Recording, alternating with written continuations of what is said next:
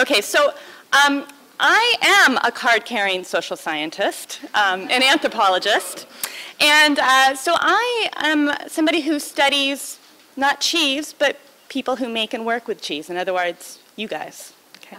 And I'm going to, oh, how do I do this? I do this. Aha.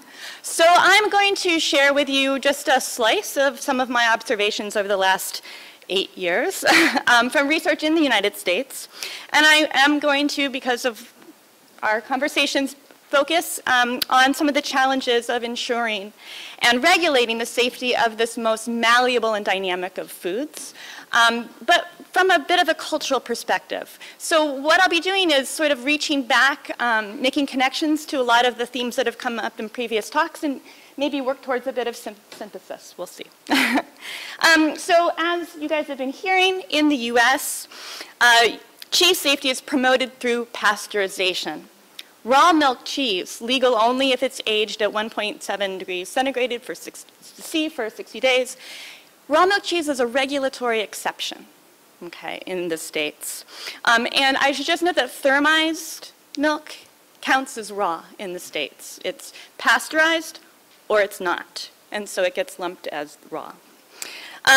The 60-day aging rule was put in place at the height of the industry's industrialization, and it's looking increasingly obsolete, outmoded by the rise of emergent pathogens, and, of course, by a surge of artisan cheesemakers who are increasingly enthusiastic to work with unpasteurized milk.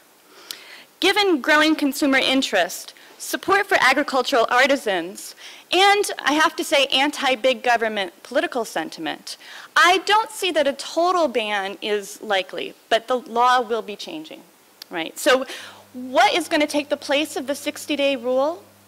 We don't know yet.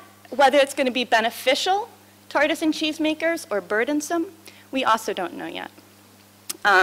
Speaking as an anthropologist, what I want to do today is to think about how safety, food safety, depends on and contributes to classification. And in this case, classification of this very shape-shifting, difficult to pin down, and incredibly diverse substance, cheese. So briefly, classification, we get technical too, but in very different ways. Classification fascinates anthropologists because it operates at the intersection of the empirical and the conceptual. In classifying, people make observations about the world and make those observations meaningful by drawing conceptual boundaries between things. When conceptual boundaries, such as kinship categories, become convention, we call that culture. Consider meat. Meat is animal flesh, edible to humans, but not all animals are suitable. Where people collectively draw the line between edible and inedible illustrates how classification is cultural. Are pigs edible? Dogs? Insects? Great source of protein. Eaten more than half the world. The cheese category, so categories are conceptual, but they also are material in that they become socially embedded and have real effects in the world. The cheese category, American original, might tell us something about the provenance of a recipe, but it also creates a type of cheese, a type that can generate economic and cultural capital, money and status, in other words, when it is made real as an American cheese society competition category. Regulation, no less than competition judging, depends on classification. Current regulation promoting safety through pasteurization or through aging, with cheese being classed as either made from pasteurized milk or from raw milk, contributes to pervasive binary, all or nothing thinking about cheese in the States. A way of thinking that has deleterious effects at a lot of levels, so I'm going to address those. So for instance, we hear that raw milk cheese is inherently dangerous, a public disaster waiting to happen, and also the most beautiful, most perfect food we have ever known.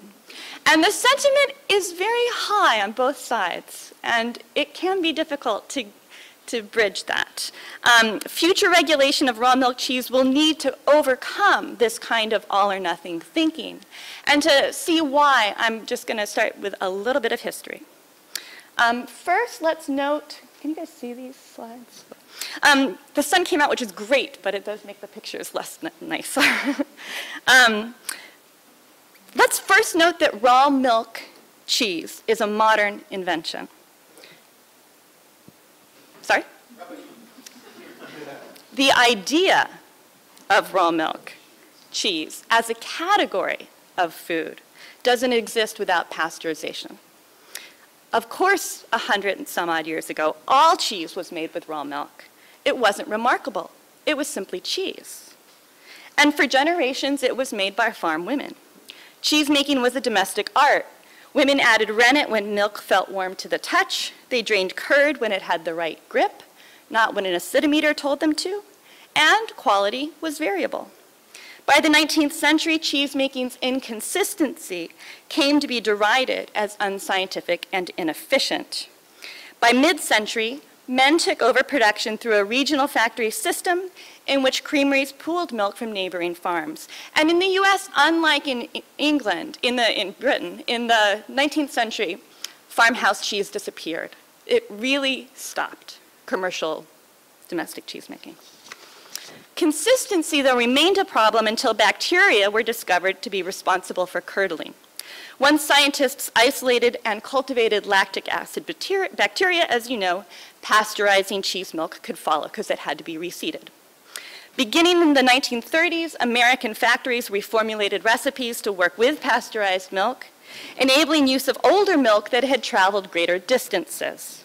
So in practical terms, the introduction of pasteurization has had as much to do with consistency, standardization, and economies of scale with market concerns as it's had to do with safety. So in symbolic terms, pasteurization has meant industrial cheese, the technoscientific control of nature for human ends. It was a symbol of innovation and modern progress. And by the 1950s in the States, pasteurized milk became the unmarked category. So growing up, I never talked about pasteurized milk cheese. It was merely cheese, okay? Among older artisan factories that resisted automation, some installed pasteurizers and others did not. But 50 years ago, use of unpasteurized milk wasn't advertised as the virtue it is today. And that's because, as a category to be defended or challenged, raw milk is meaningful in comparison to pasteurized milk cheese. What raw milk cheese then means culturally transforms as our thinking about pasteurization evolves.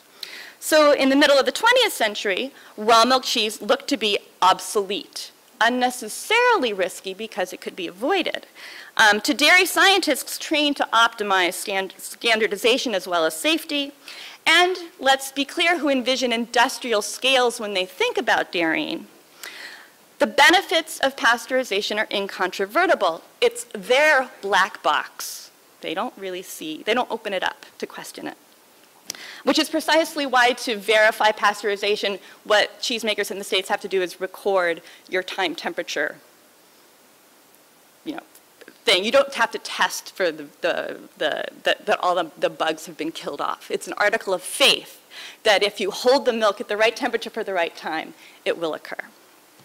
In this view, what I have called a Pasteurian view, raw milk by its nature is potentially hazardous to human health. And so for 60 years in the States, safety standards have treated cheese made from raw milk as inherently, categorically different than pasteurized milk cheese. For Pasteurians, pasteurization civilizes ruminant milk, making it safe, indeed appropriate for human consumption. So let's fast forward a generation to the Artisan Renaissance. Cheesemaking was returned to American farms more or less in the 1970s, initially by back-to-the-landers, for whom handcrafted cheese was the quintessential natural food, valued precisely for its symbolic opposition as well as its material opposition. It did real stuff to the body, but it was also a symbolic opposition to the bland homogenization and over-processing of industrial food, epitomized, of course, by plastic wrap slices of American cheese. And, American cheese, I think, doesn't necessarily mean the same thing anymore, thanks to many of the people in this room. Today, more than half of US artisan cheesemakers work with unpasteurized milk. So against the hyperhygienic Pasteurian approach, that it regards nature as an unruly threat to be tamed and reduces ambient microorganisms to potential pathogens. And I loved Randolph's anecdote about being told that, oh my God, your cheese has bacteria in it, right? That's exactly this kind of, it's coming from somewhere, it's not coming from nowhere. Against this approach, the artisanal approach, as of course we've been hearing about at this conference, and this slide really reminded me of one of Marie Christine's slides from yesterday. It takes a more environmentalist view of nature, welcoming diversity of microbes as potential friends. And this is an approach that I've called post-Pasteurian. It takes after Pasteurianism and acknowledging pathogenic risk. And so I don't call it anti-Pasteurian, okay? But it moves beyond an antiseptic attitude to cultivate those good microbes through acidity, temperature, and humidity control, as well as good hygiene, to enlist the good microbes as allies in outcompeting the bad ones, whether or not the cheesemakers know their names. Okay. Sorry. This is not a return to the pre-modern past, but is a thoroughly modern 21st century artisanship. Now, these are competing approaches, methodologies, even philosophies to making cheese. A cheddar, of course, could be made in either way. But a principle of classification is that things are to be sorted into mutually exclusive categories. Regulation works by setting one rule for this type of food and another rule for that type of food. Philosophical approaches, let alone method, get dropped out. As we saw also with the US regulation of organics, and many of you are familiar with that story. When the FDA approaches cheese with just 2 classificatory bins, other factors are obscured or overlooked, even when they contribute, as we've been hearing, to very different risk profiles. So we've had one rule for pasteurized milk cheese and another rule for raw milk cheese, whether we're talking industrial or artisanal manufacture, whether we're talking cheddar or camembert or what have you. Though microbiologically, these are very different material substances or microbial ecosystems. And to be fair, that's precisely why the FDA is reviewing the 60-day rule. They are realizing that this one-size-fits-all approach is not working. But what I want to point out too is that regulatory myopia also influences popular thinking. So I've observed that post-Pasteurian principles of artisanal cheese making are often erroneously conflated with the material properties of raw milk.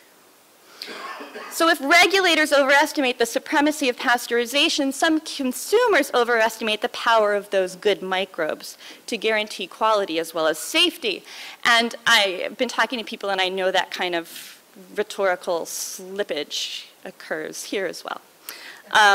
So tellingly, like just a little example, Ann Colonna in Consumer Research that was presented at the American Cheese Society meetings a year ago, using blind and unblinded taste testing, finds that American consumers have a stronger preference for the idea of raw milk cheese than the actual taste and texture of it.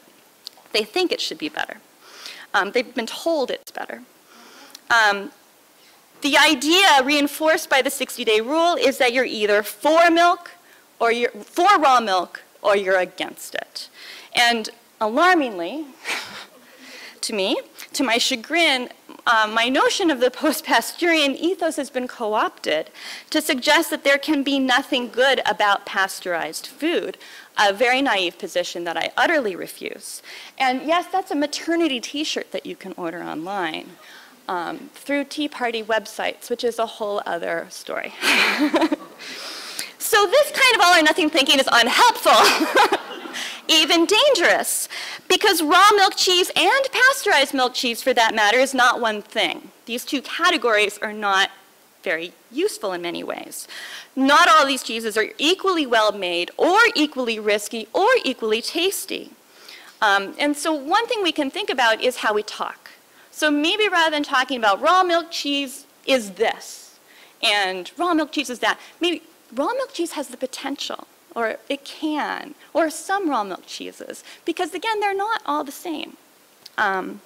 Anyway, For the record, my article from 2008 emphasized that post-Pasteurian cheesemakers do not let microbes run wild. 80% of cheesemaking is cleaning and hygiene, I was repeatedly told in my interviews and participant observation. Even if they don't always, know exactly all of the wonderful things that Ivan was talking about, maybe if their technological hygiene was not always up to, I'm not going to, this is not what I evaluate, but they have a sense, and many of them actually had stories about coming to the realization that 80% of cheesemaking was cleaning, and if I had any idea, I'd be spending all my time doing this kind of cleaning, I might not have got into the business. But they do have a recognition of this. So anyway, here's the issue as I see it for this conversation. Some milk is cleaner than others. Some cheesemakers are more skilled and hygienic than others. And some cheese types are more susceptible to pathogenic infection than others. But these meaningful distinctions are not captured by our classifications, our categories. So the FDA, we know, is reviewing the microbiological risk of different cheese types. Moving forward, they face distinct conceptual or classificatory challenges. So this is how I see it briefly. First of all, what are they using for categories as they're doing their risk assessment? That hasn't been made public. Kathy might have a little bit of sense. I don't know, but it's certainly not been made public. Which characteristics are going to be considered relevant? And which characteristics are going to be sidelined? Will they look at moisture, acidity, saltiness, farmstead, or farmhouse versus creamery? Whether animals are pastured or fed silage. All these sorts of variables that affect safety that we've been hearing about, right? How far are they willing to proliferate categories? This is not very well reproduced diagram from Harold McGee's book, just to give you some sense of the categories can get very dense, shall we say. So how far are they willing to proliferate categories? And I was talking to somebody from Australia in the back about they have a category 1 and a category 2 in their ongoing debates over raw milk regulation. What is a category 1 versus, it's just not a self-evident category, right? So it's interesting to think about how these categories are drawn. So first, how are the categories going to be drawn up? Once they're established, how are particular cheeses going to be slotted into those categories? After all, cheeses can belong to more than one meaningful category when we're talking about how we typologize cheeses. And classification can be in the eye of the classifier.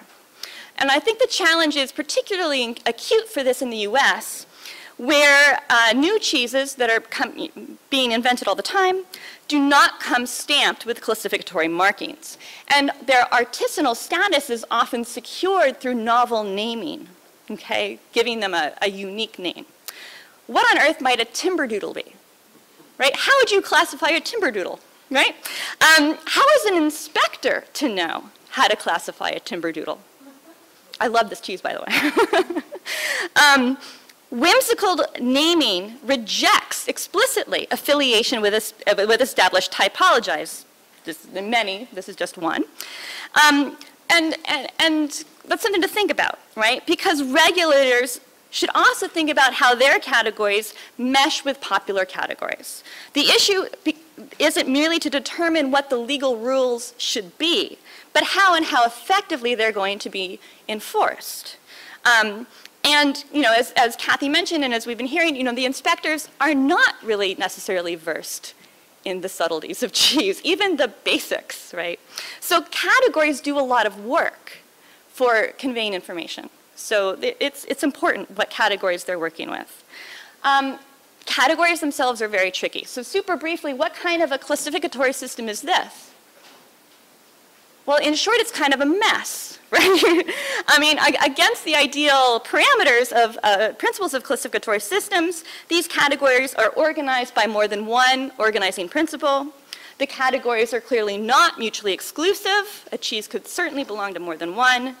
And many salient characteristics are omitted, especially if we're thinking about safety.